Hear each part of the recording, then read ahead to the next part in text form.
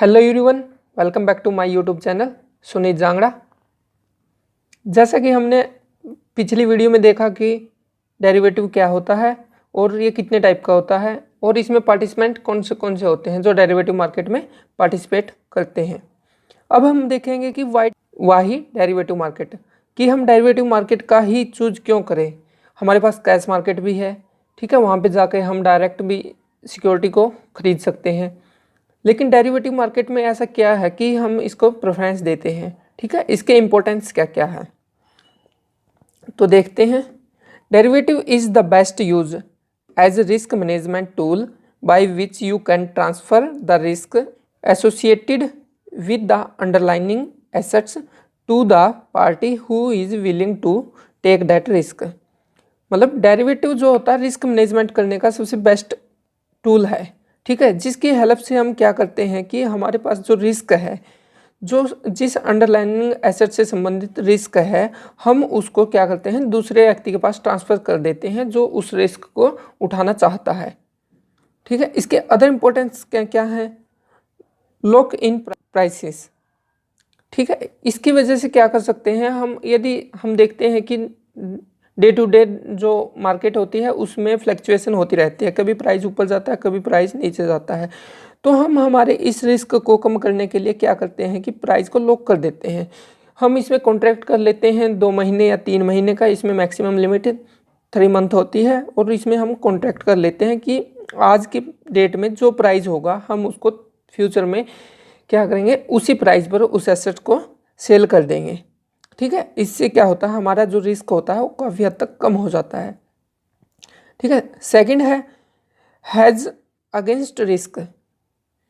Hedging, जैसा कि हमने कल लास्ट वीडियो में देखा, हेजिंग एक ऐसी एक्टिविटी है जिसके अंदर हम क्या करते हैं अपने रिस्क को मैनेजमेंट करते हैं या मैनेज करते हैं, ठीक है। हेजिंग अगेंस्ट रिस्क, इसमें क्या करते हैं हम कॉन्ट्रैक्ट कर लेते हैं। यदि हमें लगता है कि किसी एसेट का प्राइस इन फ्यूचर डाउन आएगा, ठीक है, तो हमें यदि ऐसा लगता है तो हम उस एसेट का कॉन्ट्रैक्ट कर लेते हैं आज ही, और वो आज की प्राइस पर हम उस एसेट को फ्यूचर में बेच सकते हैं, ठीक है। जिससे क्या होगा, हमें हेज अगेंस्ट रिस्क हो जाएगा, ठीक है। आगे आता है लेस एक्सपेंसिव। जब हम डेरिवेटिव मार्केट में ट्रेडिंग करते हैं तो हमारे लिए लेस एक्सपेंसिव होती है, मतलब खर्चा कम आता है उसमें। ऐसा क्यों आता है कि यदि हम कैश मार्केट में ट्रेडिंग करने जाएं तो यदि हम किसी सिक्योरिटी को खरीदेंगे तो उसके लिए क्या करना पड़ेगा, हमें फुल अमाउंट है जो उसकी at the time of delivery क्या करनी पड़ेगी, पे करनी पड़ेगी कैश मार्केट में। तो लेकिन यदि हम इसके अलावा डेरिवेटिव मार्केट में एंट्री करते हैं और उसमें कोई सिक्योरिटी को कॉन्ट्रैक्ट करते हैं तो हमें ओनली मार्जिन मनी देकर भी हम क्या कर सकते हैं, कॉन्ट्रैक्ट कर सकते हैं, और इन फ्यूचर जब भी हमारा कॉन्ट्रैक्ट की एक्सपायरी डेट होगी उस पर हम ओनली मार्जिन देकर हम क्या करते हैं, सेटलमेंट कर लेते हैं। तो हमें इसमें टोटल अमाउंट की क्या आवश्यकता नहीं पड़ती है। आगे आ गया डाइवर्सिफाई पोर्टफोलियो। तो डेरिवेटिव की वजह से हम अपने पोर्टफोलियो को डाइवर्सिफाई भी कर सकते हैं। मान लीजिए हमारे पास 1 लाख रुपए हैं, ठीक है, और यदि हम कैश मार्केट में एंट्री करें तो इन्वेस्टमेंट करने के लिए, तो हम क्या कर सकते हैं कि ओनली 1 लाख रुपए की क्या कर सकते हैं, सिक्योरिटी खरीद सकते हैं। लेकिन इसके अलावा हम डेरिवेटिव मार्केट में क्या कर सकते हैं, डाइवर्सिफाई कर सकते हैं पोर्टफोलियो को, क्योंकि हमें इसमें ओनली मार्जिन मनी पे करनी पड़ती है, जिसके कारण हम कम मार्जिन देकर अलग अलग तरह की सिक्योरिटी में क्या कर सकते हैं, इन्वेस्टमेंट कर सकते हैं। और ऐसा होता है कि ऐसा तो होगा नहीं कि सभी सिक्योरिटी जो हमने परचेज की हैं तो सभी में लॉस हो, तो किसी में प्रॉफिट होगा किसी में लॉस होगा, जिसके कारण हम क्या कर सकते हैं, डाइवर्सिफाई पोर्टफोलियो होता है, ठीक है। आगे आता है लेस एसटीटी। एसटीटी होता है security transaction tax rate as compare to equity.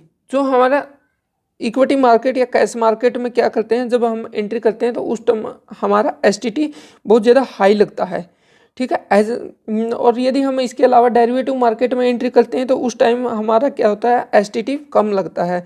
According to Business Standard newspaper के अकॉर्डिंग, जब हम इक्विटी में किसी चीज़ की वो करते हैं ना, डिलीवरी लेते हैं, तो उस टाइम हमारा 0.10% एसटीटी लगता है। लेकिन इसके अलावा यदि हम फ्यूचर कॉन्ट्रैक्ट करते हैं तो उस टाइम हमारा STT 0.01 लगता है। तो एज कंपेयर टू यदि हम एक्सपेंसिव STT की बात करें तो हमारा जो डेरिवेटिव मार्केट है वो कैश मार्केट से काफ़ी बेनिफिशियल है। तो इसलिए हम क्या करते हैं, डेरिवेटिव मार्केट को ज़्यादा इंपॉर्टेंस देते हैं।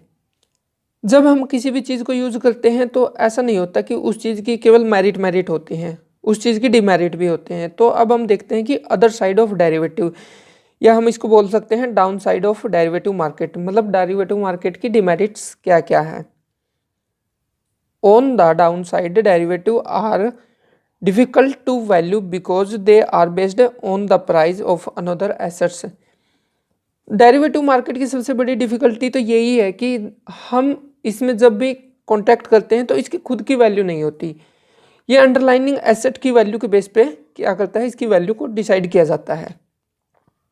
ठीक है, नेक्स्ट है हार्ड टू वैल्यू।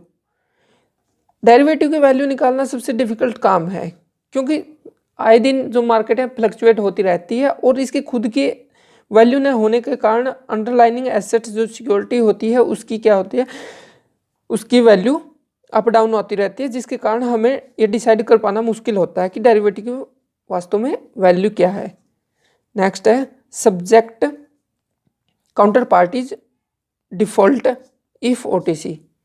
यदि हम ओवर द काउंटर में ट्रेडिंग करते हैं तो उस time over the counter trading क्या होता है, जब A और B दोनों आमने सामने आकर बगैर किसी मीडिएटर के क्या करते हैं, कॉन्ट्रैक्ट करते हैं, तो उसे ओवर द काउंटर कहते हैं। ठीक है, ऐसे में ना तो हम किसी स्टॉक एक्सचेंज का यूज़ करते हैं ना कुछ और, बस आमने सामने आते हैं और क्या कर लेते हैं, कॉन्ट्रैक्ट करते हैं, जिसके कारण इसमें ट्रांसपेरेंसी नहीं होती। और इसके अदर साइड यदि हम देखें तो यदि हम स्टॉक एक्सचेंज के थ्रू किसी भी कॉन्ट्रैक्ट करेंगे तो उसमें ट्रांसपेरेंसी होती है और वो लीगली होता है। ठीक है, जिसके कारण उसमें क्या होते हैं, डिफ़ॉल्ट मतलब कमियां नहीं होती। नेक्स्ट है sensitive to supply and demand factor. जो डेरिवेटिव है वो बहुत सेंसिटिव होता है और ये डिमांड एंड सप्लाई पे बहुत इफेक्ट करती है। ठीक है, जैसा कि हमने हाल ही में देखा होगा कि कोरोना के कारण जो डेरिवेटिव मार्केट है या कैश मार्केट है वो भी काफ़ी डाउन आ गई है। हमारी इंडियन मार्केट अप्रोक्स 40% डाउन चल रही है। ये सब किसके कारण हो रहा है, कोरोना के कारण हो रहा है, जिसके कारण जो उसमें लोगों ने पैसा इन्वेस्ट कर रखा था वो क्या कर रहे हैं, उसको निकाल रहे हैं। ठीक है, तो सप्लाई ज़्यादा हो गई और डिमांड कम है।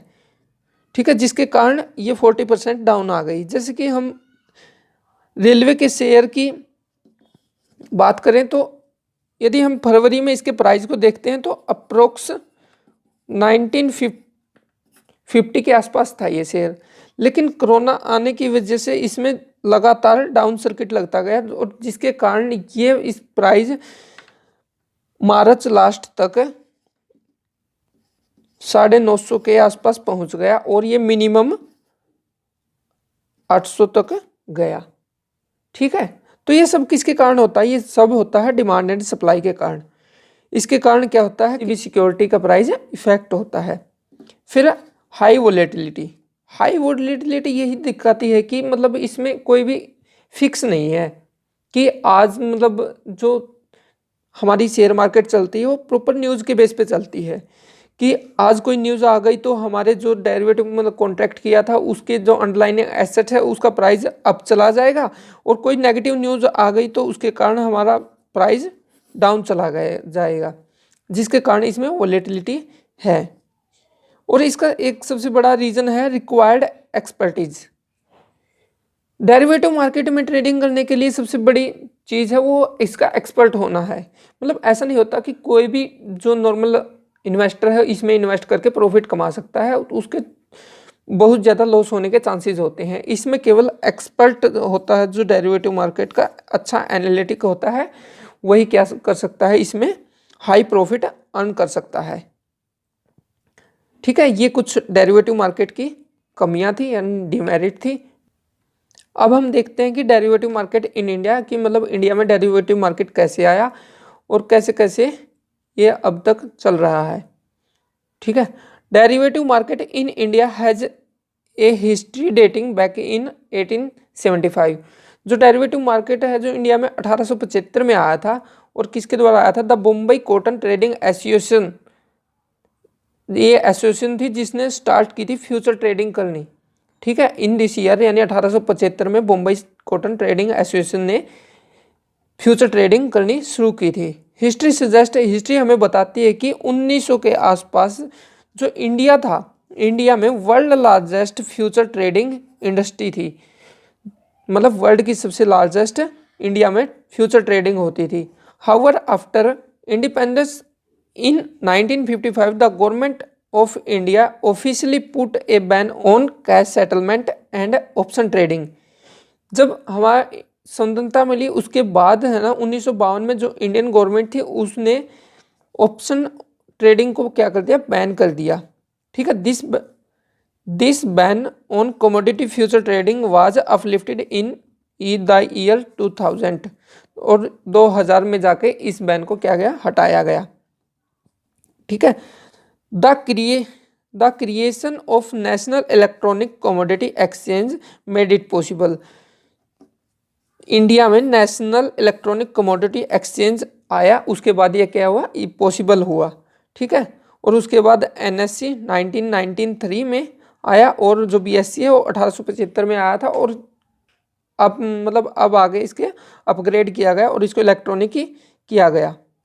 After ban on badla by SEBI on May 2001 in view the market crash in March 2001 due to stock market scandal.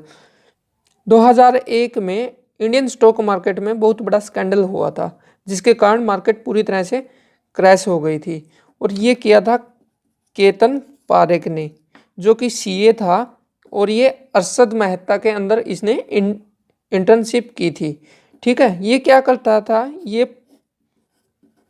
Pull and dump विधि का यूज करता था, ठीक है। इसमें क्या करता था? कोई भी शेयर लेता था, अच्छा चूज करता था, और उसमें क्या करता? बहुत बड़ी मात्रा में इन्वेस्टमेंट कर देता था, ठीक है। यदि हम किसी शेयर में बहुत बड़ी मात्रा में इन्वेस्टमेंट करें तो क्या होगा? उसको न्यूज़ में आ जाएगा, जिसके कारण ये क्या करता था कि बाद में उस शेयर से रिलेटेड ह्यूमर फैला देता था मार्केट में, जिसके कारण जो होता था इंडिविजुअल इन्वेस्टर और जो हमारे इंस्टीट्यूशनल इन्वेस्टर क्या करते थे? सभी इस स्टॉक में क्या करने लगते थे?